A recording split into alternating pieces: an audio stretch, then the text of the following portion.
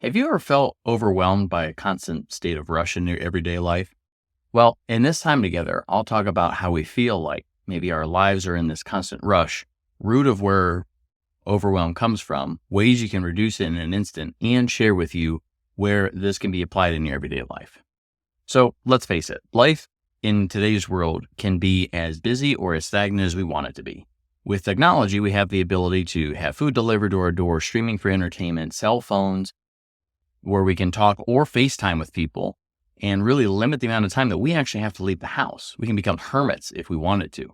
Or on the other end of the spectrum, with social media, emails, commutes, family events, shopping trips, kids' activities, traveling teams, side hustles, retreats, and seminars, your life can be a nonstop activity mode. So what happens is we tend to get sucked into so many things that we overextend ourselves trying to do for others and it often causes us to kind of crash and have these thoughts of, when is it my turn to take a break? When is it my turn to finally have people do things for me instead of me always doing things for everybody else? And so that state is often referred to as overwhelm. Now, overwhelm can be defined as extreme levels of stress and emotional and or cognitive intensity to the point of feeling unable to function, right? You kind of feel powerless. You don't really know where to go. You feel overpowered by your thoughts and maybe both emotions, kind of thoughts and feelings all together. And so responding with organized thoughts may start to feel impossible, and it may feel like it's all unfolding faster than your nervous system and psyche can actually manage, right? Life is happening so fast that you can't actually feel like you can catch up. And so other sources of overwhelm can stem from certain people maybe in your life. You know the ones I'm talking about. You try to prepare to talk to them before all it just takes is just one misstep and it leads to an argument. So you plan out everything like you're playing chess before you even talk to the person. That zaps you both mentally and emotionally. Now imagine when you're plotting that out for conversations, whether it's, personal conversations, work events, responses to emails, conversations with your kids and or maybe spouses, you can see how this can spiral pretty quickly.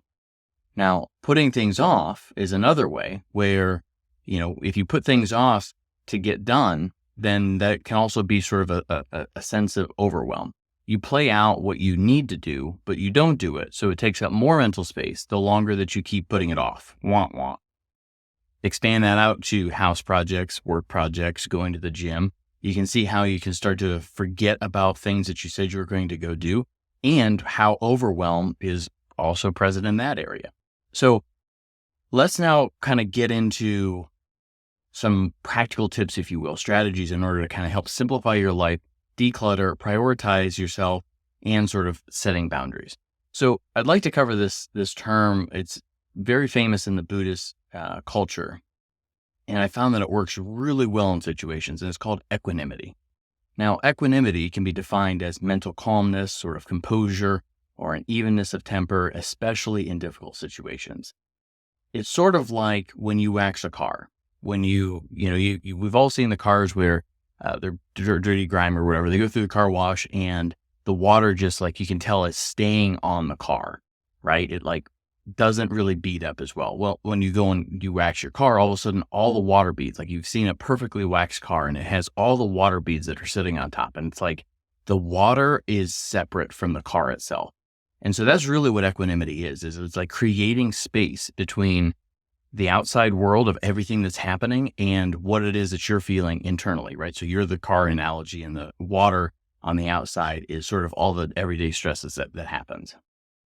And so if you think about it, if enjoying life is the goal and it requires in order to simplify your life, because maybe you feel like you're just kind of going red hot, it needs you to kind of pull back the throttle a little bit. So how do you even begin? So I'm going to cover three unique strategies that I think will help you. They've helped me, but I think they'll also help you in your everyday life. So the first strategy is start taking notice of yourself throughout the day. What I mean by that is imagine, when you watch a movie and you see all the characters and you see, he did this and she did this and you see the emotions that are felt, the thoughts that they're starting to think, and you can feel that whole thing happening. Imagine that's you, except you're in the movie and you're watching yourself in the movie. Now, let's not get too trippy here. All it's doing is creating space, right? You're imagining watching yourself as though you're a third person up on stage, and you start to notice how the room changes and how the moods change and how, maybe you start to feel yourself getting overwhelmed. So chances are it'll be a lot of the clutter in your life. Now, clutter can happen both in the physical sense and in the emotional sense. Physical sense, just imagine how cluttered is your car? How cluttered is the house? Do you have dishes in the sink, right, waiting to be washed? Or do you have a clean sink? Do you have wrappers, and do you have empty cups, and do you have, dirty gym bags in the back of your car?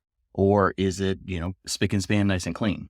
So the clutter is where a lot of that overwhelm, because it's like, oh shoot, right? Those are like droppings, right, if you will, from your previous self, where you're like, oh, I meant to go do that, but I just didn't do it. Well, that can also happen on the emotional side, where, unresolved emotions can lead throughout the day, where all of a sudden, you show up and feel fear, feel overwhelmed, because it was like, oh shoot, I didn't do all the things that I thought I was going to go do, or I said I was going to go do. And those emotions can kind of beat you up without ever having anything done, right? Imagine you having a to-do list that you never tell anybody except yourself. And when you do that, now you find yourself again overwhelmed in a state that you didn't tell anybody. There isn't any clutter outside in the outside world. It's just all this emotional mindset chatter, that emotional drama that kind of comes back. And so the other piece of this is, overextending yourself to do more than you can actually do, and or maybe having some of those toxic relationships that we talked about a little bit earlier feel like you're going to war every time when you interact with them, right? That can all play into it. So imagine yourself in that movie where you're going through each part of that day, whether it's the people that you're at, the clutter that you're starting to feel, start to take stock of what's actually going on. So the second strategy is around mindful play. Now, mindful play is sort of like a no agenda, a non-doing time in your life. Now, this can be where like meditation techniques can come into practice. And if you're starting out, don't expect to be a master at it, right? Keep that responsibility and that perfectionism behavior kind of in check, because again, I don't want you to think like, oh, well, great, this is another thing. How am I going to go do this? And I need to be perfect at it. And well, I don't want to do it until I actually am a yogi in it. And you never actually do it. So start with this. This is a very easy thing to do that you can do at any point today. Try just setting a 1-minute timer on your phone. And all you have to do is take a deep breath in for 5 counts. So what that'll look like is 1, 2, 3, 4, 5 on the inhale. Hold that for 5 seconds and then release it slowly for 5 seconds. Now that's called box breathing, and it's been scientifically shown to reduce anxiety, reduce stress and overwhelm, because it does 2 things. It distracts your mind so that it forces you to kind of focus on one thing instead of all of the other to-do lists that you have to go do in your day. But it also, when you do that box breathing, is it forces a lot more oxygen in. When we tend to get stressed and overwhelmed, our breath shallows. So it's like really like shallow breathing, like we don't really notice it, but we don't get a lot of oxygen in. When we don't get enough oxygen, our brain feels like, oh shoot, like something's wrong. So I need to send some more cortisol out and into the body, and it kind of keeps playing. So by breathing, it really does 2 things. So try that and let me know how that works. The second, I'll say the third-ish strategy is around boundary setting. Now, this could be a very deep topic. This could be a topic all by itself. And there's many, many books on it that have been wonderfully written about all this. But it essentially boils down to giving yourself a seat at the table.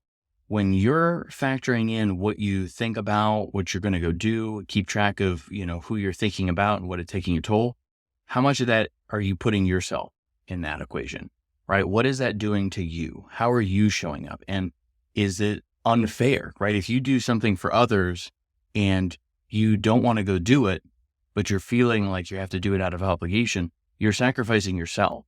And that not wanting to go do it can be an internal alarm for you saying, hey, a boundary needs to be set here. Now, again, boundaries can be very complex and very intricate, and there's a lot of communication, a lot of cool things that we can get into. So if you do like the idea or concept around boundary setting and want to learn more, make sure to message me, because I've read a couple books on it. I think there's a lot of powerful things that guys can do that they're not doing to help set themselves up for a wonderful life. And so I want to share with you sort of a really cool story. And I was working with a client one time. This was probably maybe a year or two ago. And he was saying how he just kept getting these migraines and he could, couldn't figure it out or no rhyme or reason. It would just happen sporadically during the week. It would always happen during the week, but it would never happen during the weekend.